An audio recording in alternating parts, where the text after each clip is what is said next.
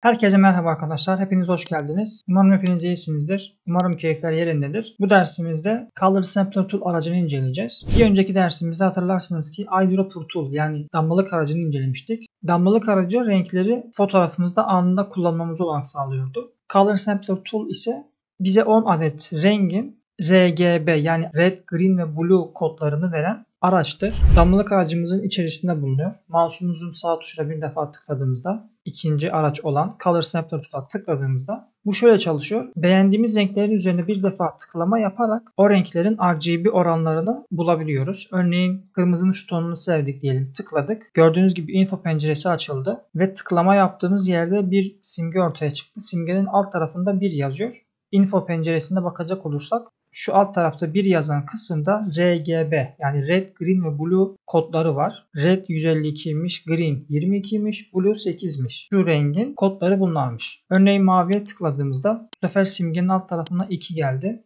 Bakın info penceresine 2 geldi. 3, 4 tek tek tıklama yaptığımızda şu şekilde 10 adet rengin RGB kodlarını info penceresinden şu şekilde görebiliyoruz. Bunları üst taraftan Clear All deyip hepsini silebiliriz. Tekrardan örneğin maviye tıkladık, yeşile tıkladık. 1 ve 2. 2 tane renk eşlemesi yaptık. Info penceresinde 1 ve 2 olmak üzere RGB kodları geldi. Renklerimizin bulunduğu kısma bir defa tıkladığımızda renk paletimiz ortaya çıktı. Renk paletinde alt tarafta RGB kodları var. Biz buraya info penceresinde gördüğümüz RGB kodlarını yazarak bu 1 ve 2 numaralı renkleri elde edebiliriz. Örneğin 1 numaralı olan R'si 2.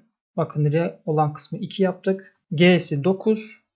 G'sini 9 yaptık ve Blue'su da 27'ymiş. Bunu da 27 yaptığımızda OK dediğimizde şu anda bakın burası mavi oldu. B'ye basıp fırça aracımıza geçtiğimizde biraz fırçamızı küçültelim.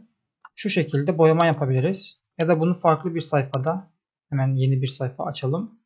Şöyle boyama yapabiliriz. Ya da 2 numaralı rengi kullanmak istersek yine renklerin bulunduğu kısma bir defa tıklıyoruz. Bu sefer info penceresindeki 2 numaralı yerden RGB kodlarını buraya yazıyoruz. R'si 11'miş. G'si 41'miş. Buraya 41 yazıyoruz. Ve B yani Blue'ya da 17 yazıyoruz. OK deyip bunu farklı bir fotoğrafta şöyle kullanabiliriz. Burayı kapatalım.